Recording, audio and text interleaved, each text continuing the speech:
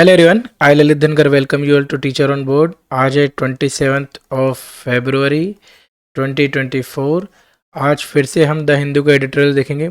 आज बहुत interesting paragraph है क्योंकि आर्टिकल जो है वो अभी जो टेस्ट क्रिकेट हुआ है, टेस्ट क्रिकेट की सीरीज़ हो चल रही है उसके ऊपर है। और ये हमेशा होता है कि अगर टेस्ट के ऊपर, टेस्ट या क्रिकेट के ऊपर कोई भी आर्टिकल आता है तो उसमें वोकेबलरी अच्छी रहती है। या तो आप फाइनेंस सेक्टर की बात करें, या तो फाइनेंस से रिलेटेड कोई आर्टिकल आता है तो उसमें वोकेबलरीज अच्छी रहती है, नए वर्ड सीखने को मिलते हैं। या फिर क्रिकेट या फिर स्पोर्ट्स, कोई सा भी स्पोर्ट्स है उसके संबंधित कोई आर्टिकल आता है तो क्या होता है कि उसमें जो वोकेबलरीज रहती है, नए शब्द काफ़ी सीखने को मिलते हैं। और हमारा जो लक्ष्य है वो भी यही है कि हम ज़्यादा से ज़्यादा आर्टिकल्स के थ्रू हम ज़्यादा वर्ड्स सीखने को हमें मिले। ठीक है, तो आर्टिकल कुछ इस तरह से है। Home run on the Indian test win. ठीक है, होम रन ये एक बेसबॉल की टर्मिनोलॉजी होती है। जैसे हमारे यहाँ क्रिकेट में होता है ना, सिक्सेस लगते हैं, फोर्स लगते हैं, ऐसे होम रन रहता है। जब वो बाउंड्री पे डायरेक्ट टच होता है, जब बॉल जो है बैट को हिट करती है और बॉल डायरेक्ट बाउंड्री पे लगती है तो उसको बोलते हैं वहाँ पर होम रन। ये बेसबॉल की टर्मिनोलॉजी है। तो होम रन मतलब बहुत बढ़िया शानदार हिट मारा आपने। तो यही ऑथर कह रहा है, on the Indian test win. इसके ऊपर पूरा आर्टिकल है। ऑन द इंडियन की इंडिया टीम ने टेस्ट में जो जीत हासिल करी इसके ऊपर आर्टिकल है। सब हेडिंग है, England's baseball challenge India at home but it was clearly the better team. अब यहाँ पर बेसबॉल आपको दिख रहा होगा, बेसबॉल की स्पेलिंग आती है, बेसबॉल की स्पेलिंग में एस आता है, यहाँ बेसबॉल है। बेसबॉल से यहाँ का मतलब है कि जो इंग्लैंड की जो टीम है उसका जो चैलेंज था वो काफ़ी एग्रेसिव चैलेंज था, क्योंकि अभी तक इंग्लैंड की टीम काफ़ी एग्रेसिवली खेल रही थी, काफ़ी कैलकुलेटेड रिस्क ले रही थी और बहुत बढ़िया प्रदर्शन उनका रहा था। But it was clearly the better team, मतलब यहाँ इंडिया की बात कर रहे हैं कि इंग्लैंड ने बेसबॉल, बिल्कुल बेसबॉल चैलेंज उनको दिया इंडिया टीम को, but eventually India won the test because India was a better team. That's it. आगे पढ़ते हैं। India in test specially in its backyard, backyard मतलब होम ग्राउंड, आपके आंगन में, remains an indomitable force. Indomitable मतलब अद्वितीय, जिस पे आप डोमिनेंस हासिल नहीं कर सकते, जिस पे आप जीत हासिल नहीं कर सकते। तो ऑथर कह रहा है कि इंडिया जो टेस्ट में क्या करता है, और खासकर जब उसका बैकयार्ड हो, जब उसका होम ग्राउंड हो, तो वहाँ पर वो क्या है, इनडोमिटेबल फोर्स रहती, अजय फोर्स रहती, जिस पे आप जीत हासिल नहीं कर सकते। It was England's turn to become aware of this reality as Rohit Sharma's men claimed the fourth test at Ranchi with a 5-wicket victory under day to spare। और ये इंग्लैंड की टर्न थी, ये इंग्लैंड की बारी थी कि वो इस चीज़ से अवगत हो जाए, इस चीज़ से भली भांति परिचित हो जाए कि जो रोहित शर्मा की टीम है, और अवेयर ऑफ दिस रियलिटी कि रोहित शर्मा के जो मेन है, रोहित शर्मा की टीम है, उन्होंने फोर्थ टेस्ट भी जीत लिया है, फोर्थ टेस्ट जीता है 5 विकेट से, और एक दिन भी उन्होंने बचा दिया, a day to spare. The win help the host seize the series at 3-1। Host मतलब मेजबान टीम, मेजबान टीम कौन सी थी, इंडिया। तो होस्ट मतलब जो मेजबानी कर रहा है, जिसके घर में खेला जा रहा है। At 3-1 with just the final test at Dharamshala left to commence on March 7। अभी जो टेस्ट सीरीज है, 5 मैच की टेस्ट सीरीज है, जिसमें 4 हो चुके हैं और इंडिया ने 3 मैच जीत चुकी है। और अभी लास्ट जो मैच होने वाला है वो 7 मार्च को होने वाला है। कहाँ होने वाला, धर्मशाला में। Irrespective of the verdict in that last tussle, tussle मतलब फाइट, मतलब वो जो लास्ट मैच की बात कर रहे हैं कि इर्रेस्पेक्टिव, भाई उससे कोई फर्क नहीं पड़ता, उसका परिणाम भाई इंडिया के पक्ष में आए या नहीं आए, Rohit's men will own the silverware and the bragging rights for this series which has been a riveting tale of ups and downs with India sneaking in the last word। ठीक है, तो अब यहाँ पर क्या बोल रहा है, ऑथर बोल रहा है कि भाई चाहे 7 मार्च का जो मैच है उसमें कुछ भी परिणाम हो, उससे कोई फर्क नहीं पड़ता। और रोहित की टीम क्या करेगी, वही सिल्वरवेयर ले जाएगी। सिल्वरवेयर का मतलब होता है जो यूटेंसिल्स या फिर कुछ भी मेड आउट ऑफ सिल्वर्स। तो जो ट्रॉफी है वो सिल्वर की रही होगी, तो वो ट्रॉफी किसको मिलेगी, इंडियन टीम को मिलेगी। और ब्रेकिंग राइट्स मतलब बखान करने का, अपनी तारीफ करने का हक किसको मिलेगा, ये भी इंडिया टीम को मिलेगा। For the series which has been a riveting tale, riveting tale मतलब होता है, रिविएटिंग मतलब मनोहर, इंटरेस्टिंग, तो अप्स एंड डाउन्स की, कि पहले ऐसा लग रहा था कि इंग्लैंड बहुत डोमिनेटिंग है, but eventually after first test England जीतती है, फिर लगातार 3 टेस्ट कौन जीतता है? इंग्लैंड, इंडिया जीतती है। तो ये काफ़ी अप्स एंड डाउन्स वाली सीरीज थी और ये काफ़ी रिवेटिंग टेल थे। रिवेटिंग मतलब मनोहर। देखो मैं यहाँ पर जितने भी शब्द आ रहे हैं वो बता रहा हूँ, पर हम इसको डिटेल में आफ्टर द आर्टिकल हम सारे शब्द एक एक करके इनके synonyms, antonyms, part of speech, examples ये देखेंगे, ताकि हमारे जितने भी शब्द आ रहे हैं उनका रिवीजन हो जाए और अच्छे से उनको अरेंज करके हम देख लें। ठीक है। Next, with India sneaking in the last word, it was never meant to be easy against a strong England unit with its Bazball style of approach. Bazball style of approach मतलब होता है, baseball जो game रहता है ना, baseball जो game रहता है वो क्या, वो थोड़ा सा एग्रेसिव रहता है रिलेटिवली क्रिकेट के। तो वहाँ पर बोला गया कि बेसबॉल स्टाइल ऑफ अप्रोच मतलब एग्रेसिव अप्रोच थी इंग्लैंड की। A method that hustled games along session by session through calculated aggression, frenetic run rates and maverick field settings. ठीक। अब यहाँ पर क्या, हसल्ड मतलब होता है कि मूव करना, आगे बढ़ते चलना, थोड़ा सा भीड़ में से ऐसे धक्का मुक्की करते हुए आगे आप चले जाओ, तो उसको कहते हैं हसल्ड यहाँ पर। ठीक है, हसल्ड गेम्स अलग सेशन बाय सेशन, तो हर सेशन बाय सेशन थ्रू, और वो क्या कर रहे थे इंग्लैंड वाले, कैलकुलेटेड एग्रेशंस चल रहे थे। और क्या कर रहे थे, फ्रेनेटिक रन रेट्स। अब फ्रेनेटिक का मतलब क्या होता है, फ्रेनेटिक का मतलब होता है जो फास्ट हो, बहुत ज़्यादा एनर्जेटिक हो, है ना, और थोड़ा सा अनकंट्रोल्ड वे हो। ठीक, तो फ्रेनेटिक क्या, फास्ट, एग्रेसिव और थोड़ा अनकंट्रोल्ड। और मैवरिक फील्ड सेटिंग, मैवरिक एक मूवी आई थी, top gun Maverick, Tom cruise की मूवी, बहुत शानदार है टॉप गन मैवरिक। मैवरिक मतलब होता है लोन वुल्फ। ठीक है, जो आदमी या जो पर्सन जो सिंगल मतलब ऐसा हो, अनऑर्थोडॉक्स हो, इंडिपेंडेंट माइंडेड हो, तो उसे हम बोलते हैं मैवरिक। इसका भी मतलब तारीफ के पुली बांधे जा रहे हैं भाई साहब, फील्ड के, जो अद्वितीय हो, बिल्कुल अनोखा हो। तो यहाँ पर क्या है, अनोखी fielding. As if to sound an ominous warning. देखो एक होता ओमनियस और ये ओमिनस। ओमिनस मतलब होता अनप्लेसेंट, और जो ओमनी वाला रहता ना, ये रहता ऑल प्रेजेंट या ऑल पावरफुल। ओमनीपोटेंट मतलब ऑल पावरफुल, ओमनी मतलब होता ऑल, और यहाँ ओमिनस है, ओमिनस मतलब होता unpleasant, bad women, bad omen, ये सब होता है। ठीक है, जिसमें आपको ऐसा लगा कि यार ये तो कुछ खतरे की घंटी है। तो sound and ominous warning. Ben Stokes and his troops grabbed the first test at Hyderabad by 28 run. तो पहले टेस्ट किसने जीता था, इंग्लैंड ने जीता था, Ben Stokes and his troops. Even the most seasoned English analyst including former captain Mitchell Atherton predicted England's superiority and the reasons were obvious।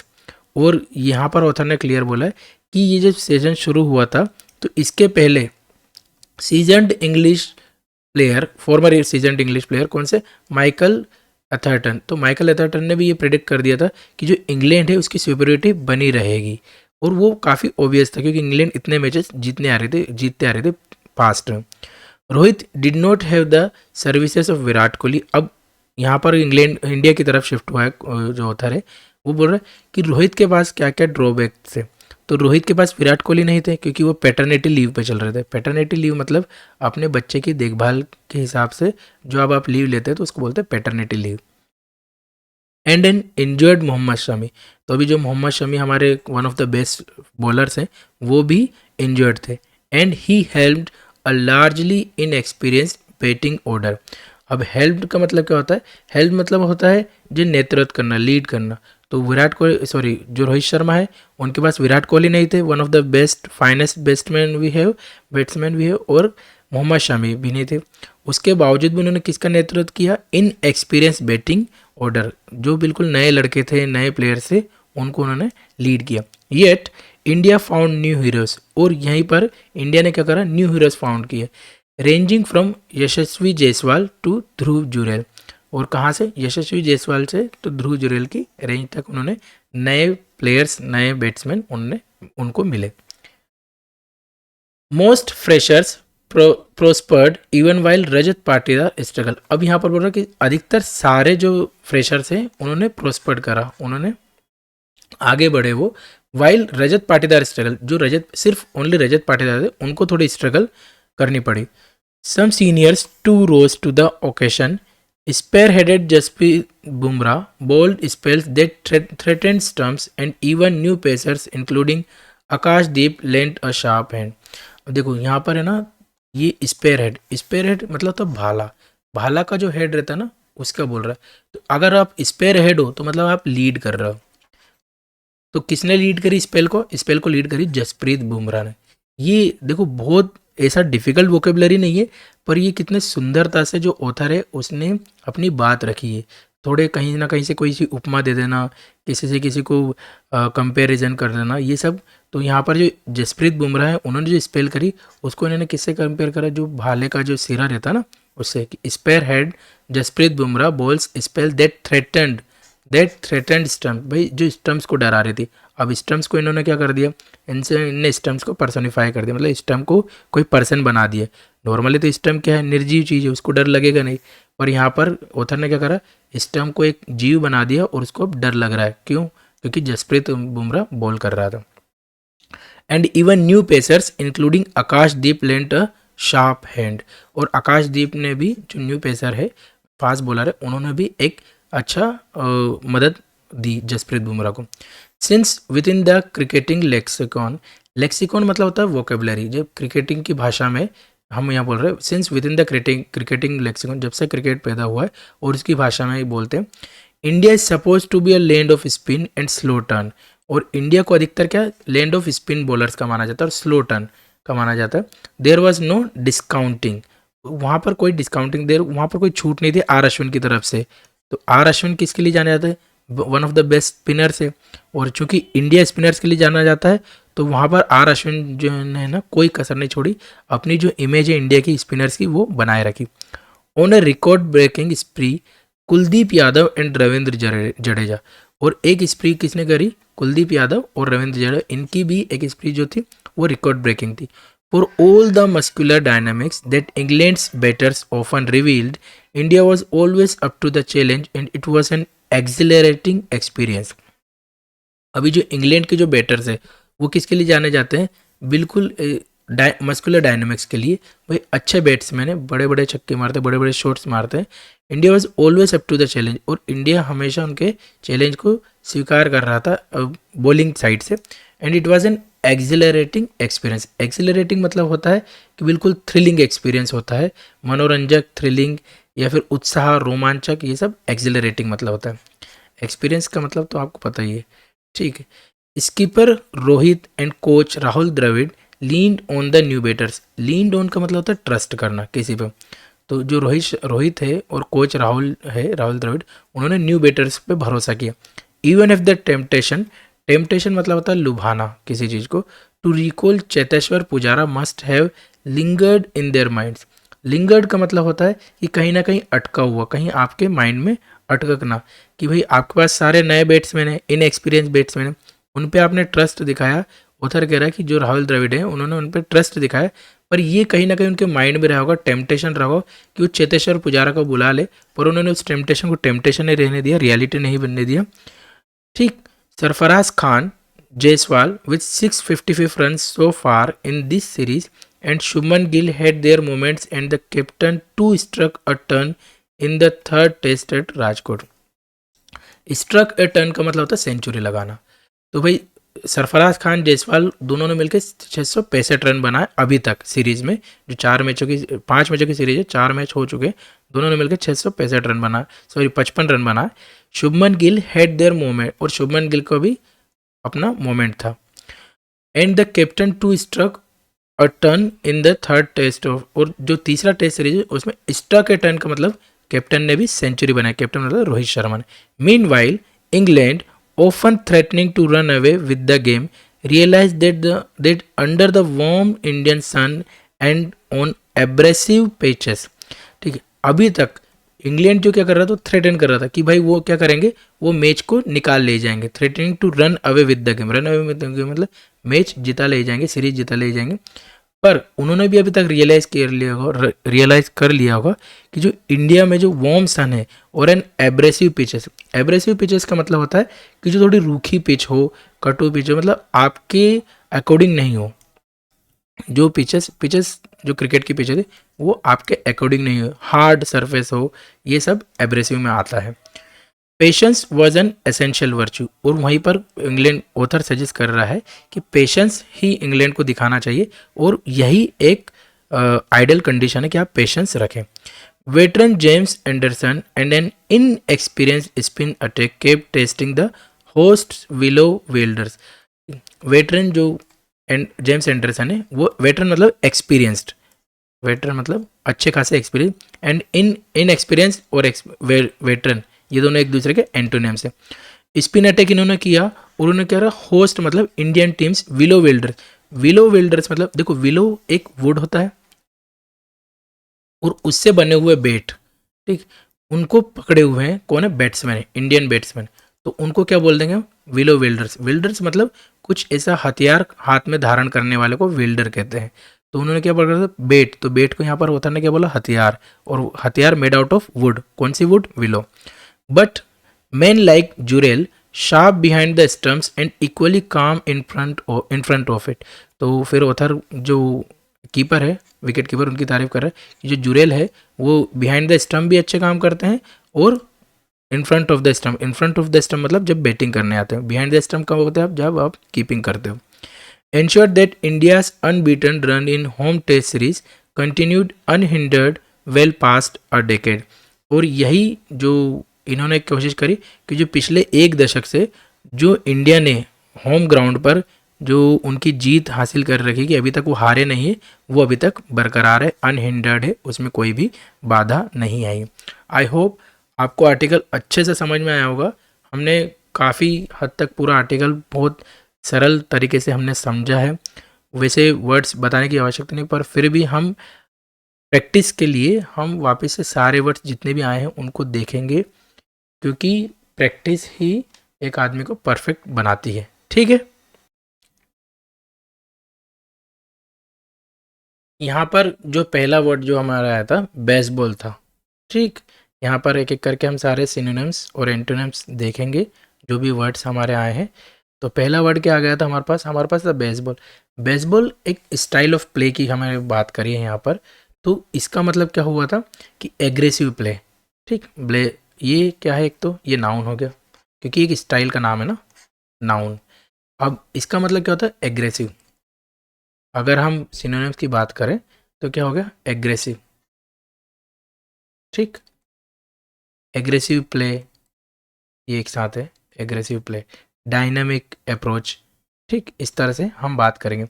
वहीं अगर एंटोनिम्स की बात करें तो डिफेंसिव, एग्रेसिव का क्या ऑपोजिट हो जाएगा, डिफेंसिव। ठीक, डिफेंसिव। इंडोमिटेबल मतलब होता है अजय, जिसको जीता नहीं जा सकता। इंडोमिटेबल मतलब अजय। पार्ट ऑफ स्पीच की बात करें तो एडजेक्टिव है। ठीक, इसका मतलब क्या होता है, अजय, जिसको आप जीत नहीं सकते। एग्जाम्पल की अगर बात करें, एग्जाम्पल में ले लें हम, the team showed indomitable courage, courage in the face of adversity, in the face of adversity मतलब ऐसी कंडीशंस जो आपके अपोजिट हो। ठीक, तो टीम ने क्या करा, शोड इनडोमिटेबल करेज मतलब बिल्कुल अद्वितीय करेज, ऐसा साहस दिखाया उन्होंने in the face of adversity. Adversity मतलब ये विपरीत परिस्थितियों में। सिनोनिम्स की बात करें तो सिनोनिम्स में आ जाएगा unbeatable,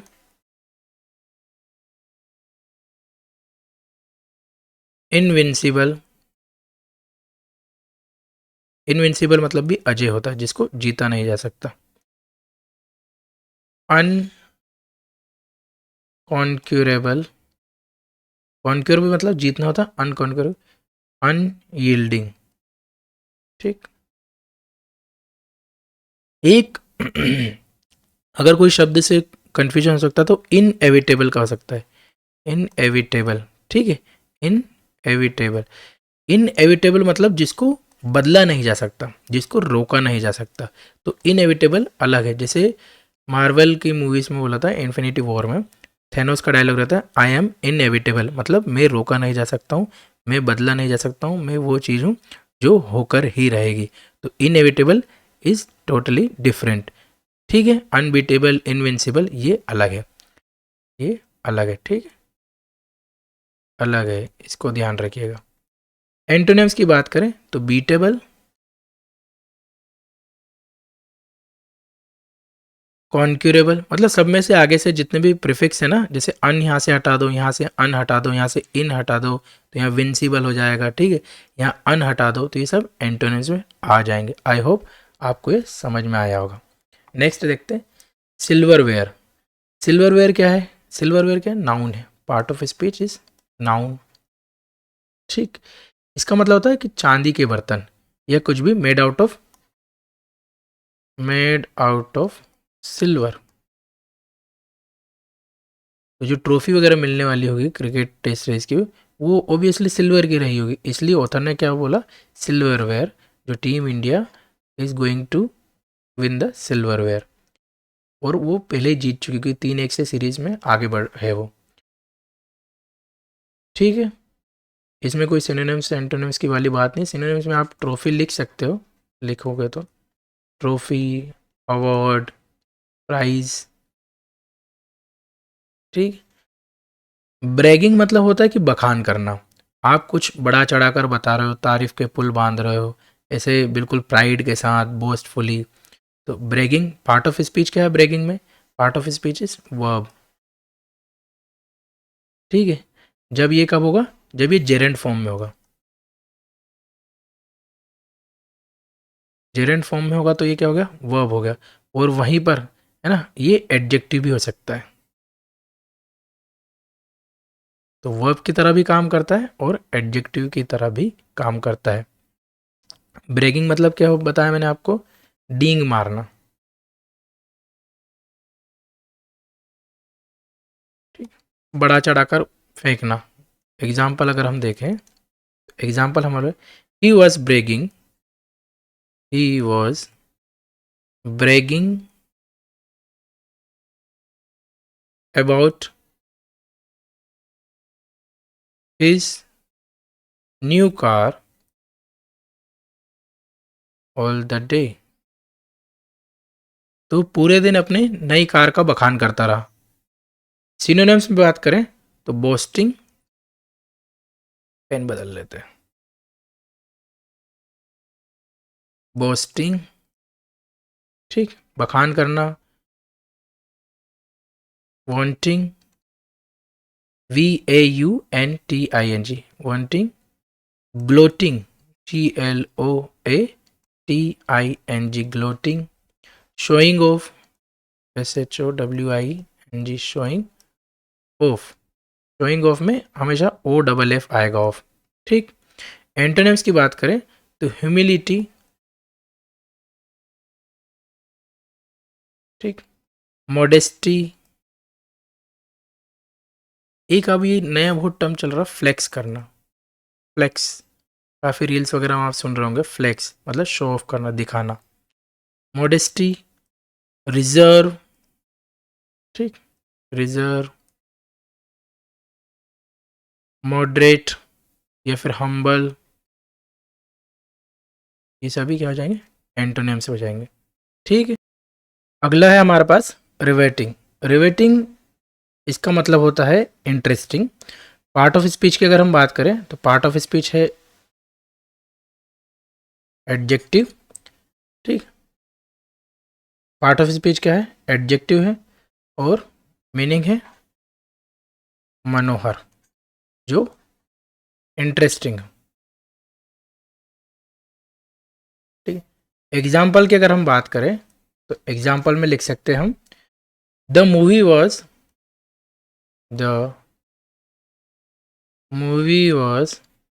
so riveting that the movie was so riveting that I could not look away for a second। तो जो मूवी थी वो इतनी ज़्यादा इंटरेस्टिंग थी कि मैं एक सेकंड के लिए भी उससे अपनी नज़र नहीं हटा सकता था। ठीक है, पेन बदल देते हैं यार, पेन ढंग से दिख नहीं रहा। सिनोनिम्स की अगर हम बात करें तो सिनोनिम में आ जाएगा कैप्टिवेटिंग,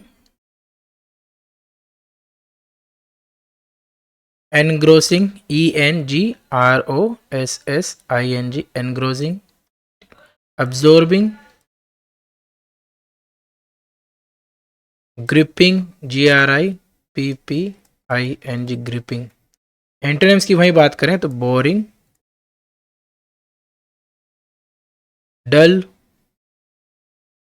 अनइंटरेस्टिंग। ठीक है, नेक्स्ट शब्द है हमारे पास स्नीकिंग। देखो स्नीकिंग मतलब होता है कोई सी, आप किसी को चुपके से देखते हो या फिर कोई सा काम आप चुपके से करते हो तो उसको हम कहते हैं स्नीकिंग। अब चूंकि ये जब जेरंड फॉर्म में रहता है, मतलब ING फॉर्म में रहता है, तो ये वर्ब भी यूज़ होता है और वैसे ये एडजेक्टिव की तरह भी यूज़ हो सकता है। तो दोनों वर्ब एंड एडजेक्टिव की तरह यूज़ हो सकता है। इसका अगर बात करें तो ऐसा कुछ भी चुपके से किया होगा, चुपके से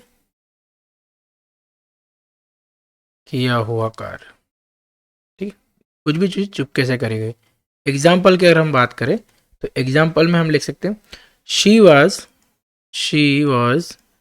sneaking around the house, she was sneaking around the house trying to find her birthday present.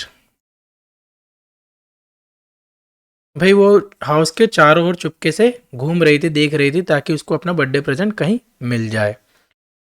अगर सिनोनिम्स की बात करें तो क्रीपिंग, CREPING, क्रीपिंग, स्लिंकिंग, SLINKING, स्लिंकिंग। ठीक, स्कलिंकिंग, स्कल्किंग, लर्किंग, LURKING, लर्किंग। ये सब एंटोनिम्स की बात करें तो openly, broadly, sorry boldly, not broadly, boldly, honestly. ठीक, ये सभी एंटोनिम्स हो जाएंगे। नेक्स्ट बढ़ते हैं फ्रेनेटिक। फ्रेनेटिक का मतलब क्या होता है? देखो फ्रेनेटिक का मतलब होता है कुछ भी जैसे थोड़ा फास्ट रहता है, एनर्जेटिक रहता है ना, उसको हम बोलते हैं फ्रेनेटिक। ये पार्ट ऑफ स्पीच की अगर हम बात करें तो एडजेक्टिव है। ठीक, और एग्जाम्पल अगर हम ले फ्रेनेटिक के, आप हमेशा एग्जाम्पल की ओर जाएं। जब भी सेंटेंस में आप इसको फॉर्म करते हैं ना तो एक बेहतर अंडरस्टैंडिंग बनती है। The team the team worked with the team worked with frenetic energy,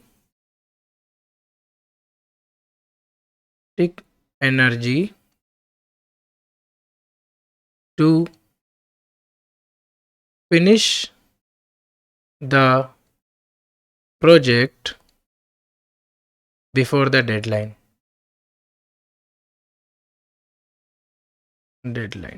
ठीक, तो भाई टीम ने क्या करा, फ्रेनेटिक एनर्जी, बिल्कुल एकदम पूरी अपनी एनर्जी झोंक दी, इंटरेस्टिंगली अनकंट्रोल्ड वे में, एकदम फास्ट एंड एनर्जेटिक में क्या करा, उन्हें अपनी एनर्जी लगाई और अब जो प्रोजेक्ट था वो डेडलाइन से पहले काम पूरा कर दिया।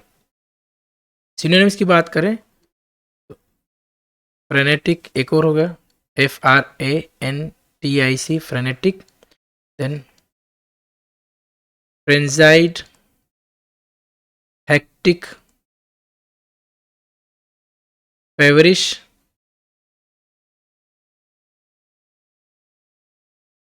एंटोनिम्स की बात करें तो काम,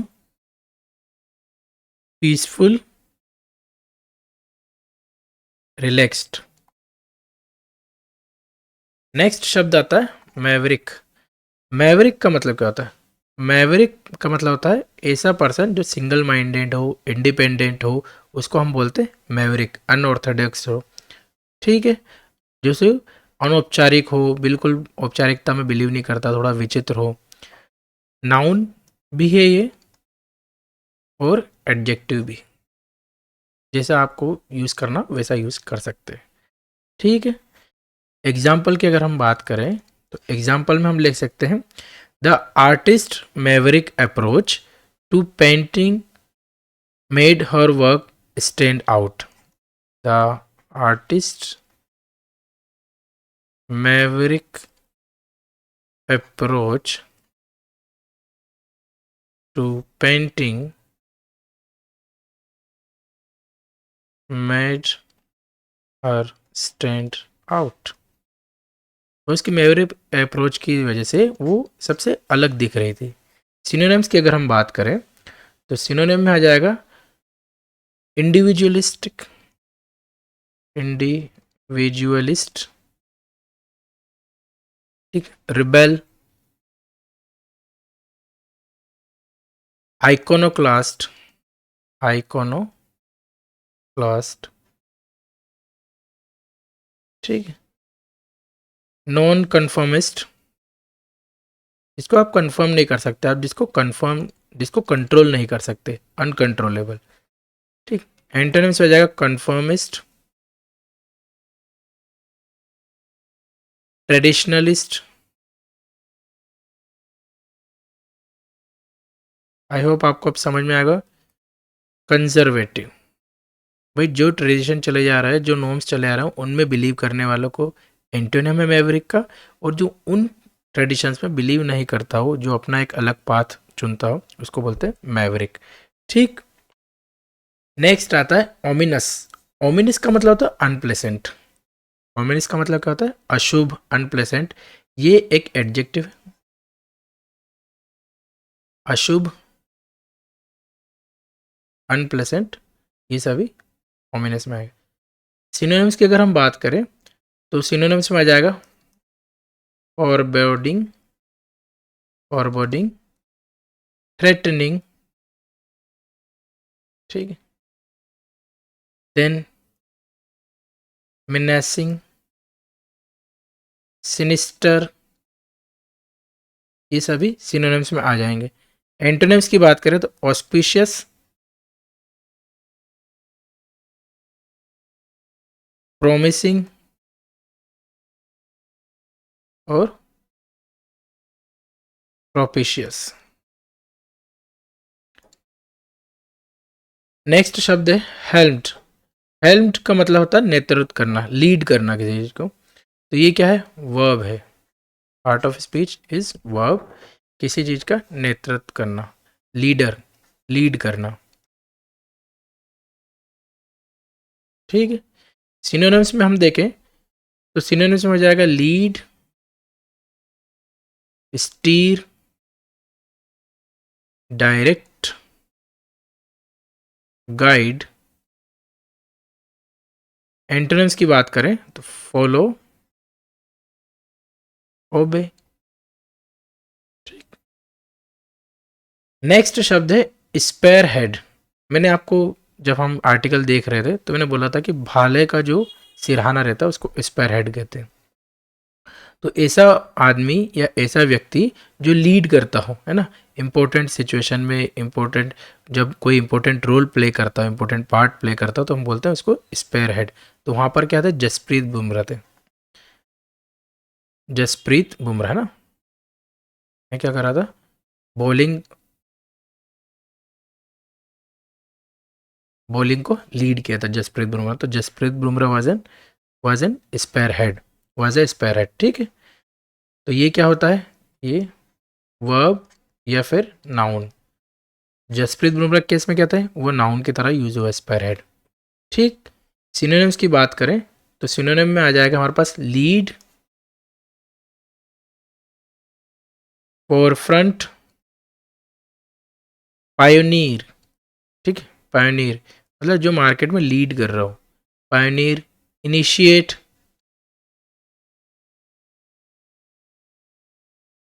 एंटोनिम्स की बात करें तो फॉलोअर, रेयर, रेयर मतलब फ्रंट और रियर वाला, रेयर नहीं रियर। लेग, ठीक। लेक्सिकॉन, नेक्स्ट शब्द क्या है? लेक्सिकॉन। लेक्सिकॉन मतलब होता है कि वोकेबलरी, किसी एक पर्टिकुलर फील्ड की वोकेबलरी, भाषा, उसको हम बोलते हैं लेक्सिकॉन, या फिर नॉलेज उस ब्रांच का, उस फील्ड का, वो सब क्या है, या फिर जार्गोन भी बोलते हैं ना, जैसे हम बोलते हैं पॉलिटिकल जार्गोन। जार्गन मतलब उस फील्ड से रिलेटेड जितने भी वर्ड्स आते हैं उनको हम बोलते हैं जार्गन। वैसे ही लेक्सिकन है, उस फील्ड से रिलेटेड भाषा, बोली, शब्दकोश, ये सभी लेक्सिकन में आते हैं। तो ये क्या है? ये नाउन है पार्ट ऑफ स्पीच में। सिनोनिम्स की बात करें तो सिनोनिम में आ जाएगा हमारे पास वोकेबुलरी, डिक्शनरी, ग्लोसरी, टर्मिनोलॉजी।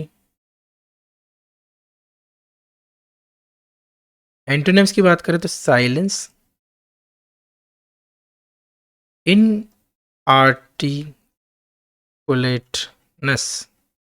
ठीक, जो उससे संबंधित ना हो, इन आर्टिकुलेट।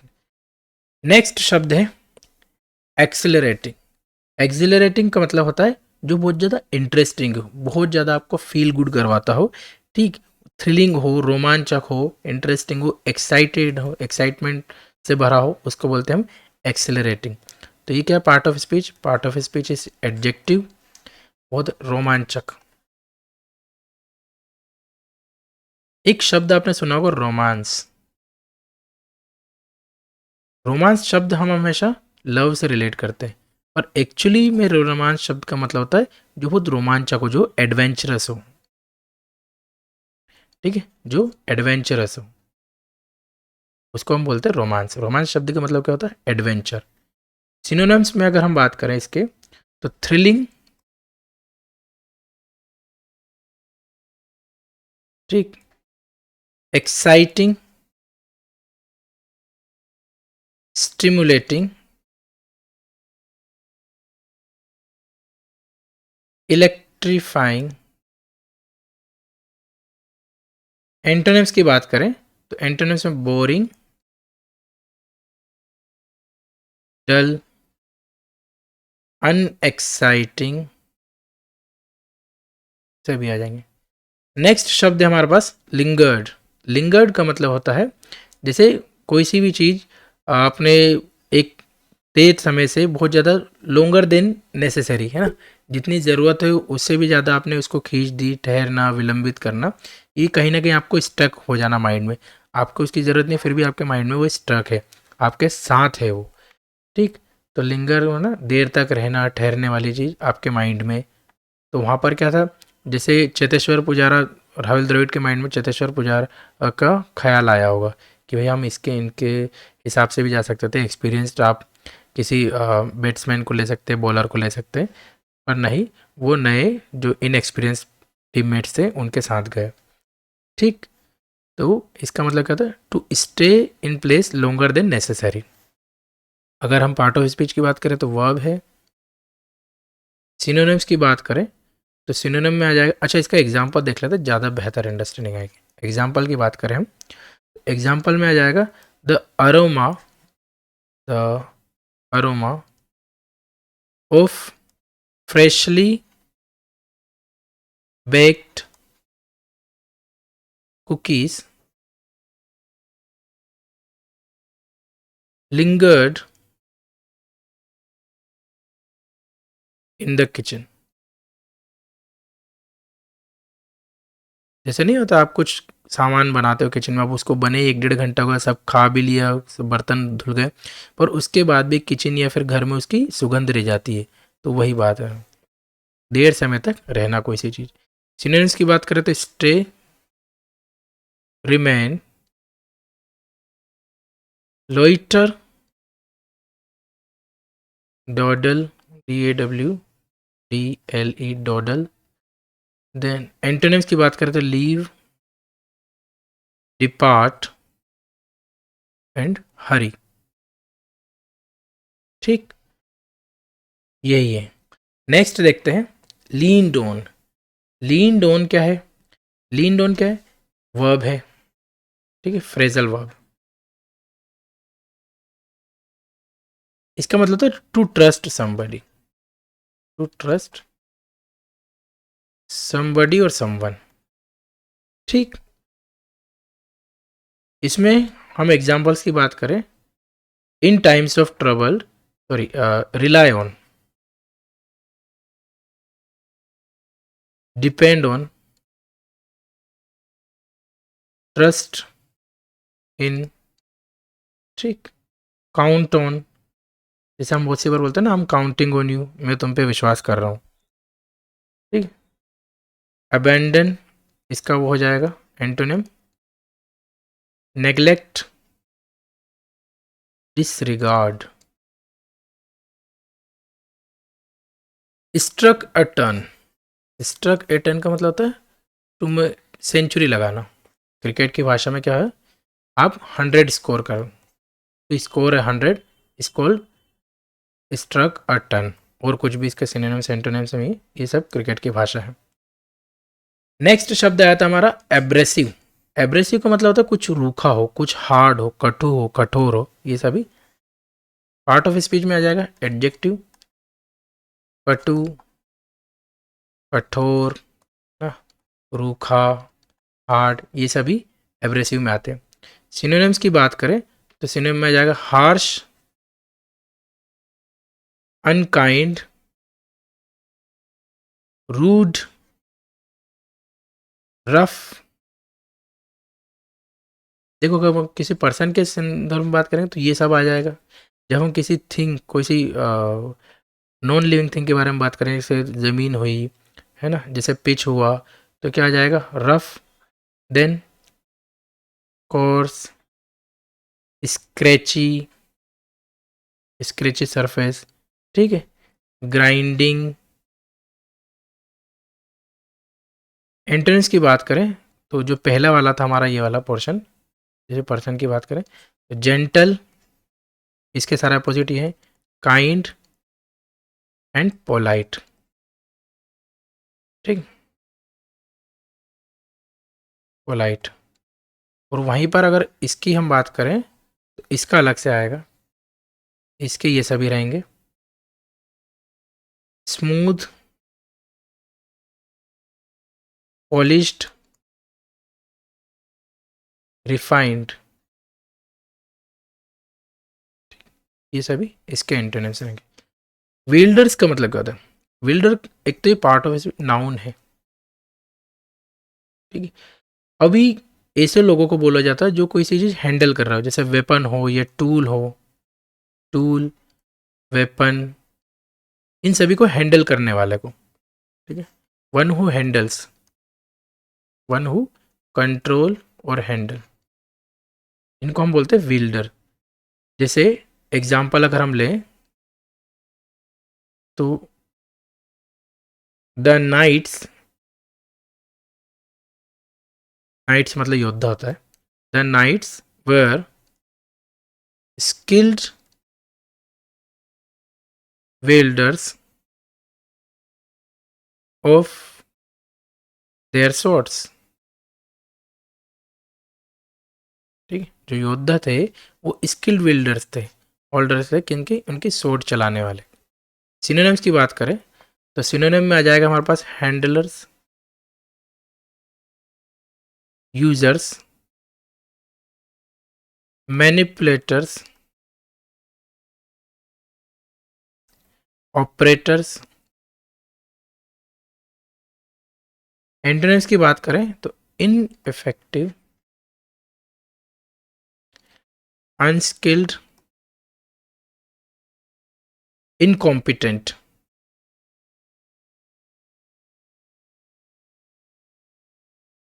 ठीक है, ये सभी हमारे इसके वर्ड्स हैं।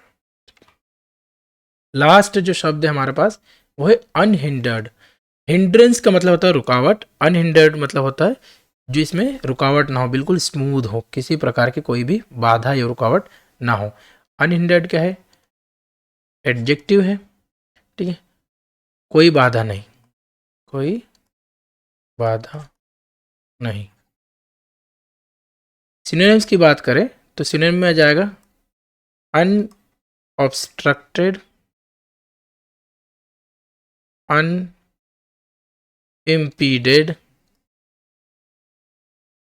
ठीक है।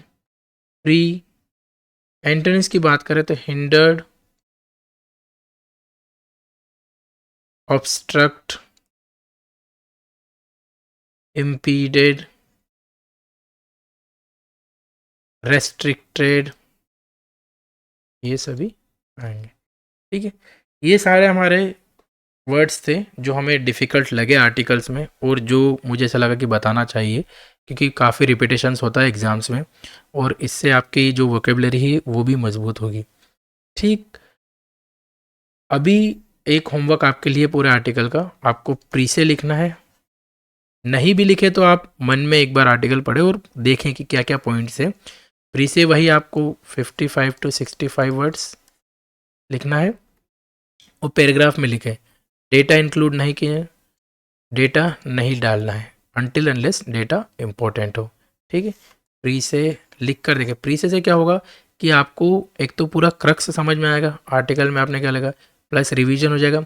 दूसरा, आपका जब भी पैराग्राफ वगैरह आते हैं एग्जाम्स में, वनडे एग्जाम्स में, तो वहाँ पर पूछते हैं कि टोन ऑफ द पैराग्राफ पूछते हैं, द पैराग्राफ की जो ऑथर की टोन है वो पैराग्राफ को लेकर के है, क्रिटिकल है या फिर वो समझाइश दे रहा है ना, या फिर तारीफ कर रहा है, जो भी हो टोन ऑफ द पैराग्राफ। फिर वो पूछता है कि आपको सूटेबल हेडिंग क्या लगती है, सूटेबल हेडिंग या टॉपिक, आप क्या सूटेबल हेडिंग देना चाहोगे। तो आप जो प्री से लिखेंगे ना उसके अकॉर्डिंग आपको एक हेडिंग डालनी है, ठीक।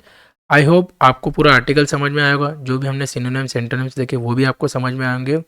अगर आपको सेशन अच्छा लगा हो तो आप प्लीज़ लाइक कीजिएगा, नहीं सेशन अच्छा लगा हो तो डिसलाइक कर सकते हैं, कोई इशू नहीं है इसमें। पर कमेंट ज़रूर कीजिएगा, बताइएगा आपने डिसलाइक क्यों किया है। कोई क्वेश्चन हो, कोई क्वेरी हो, कमेंट सेक्शन खुला है। Thank you for watching, have a good day.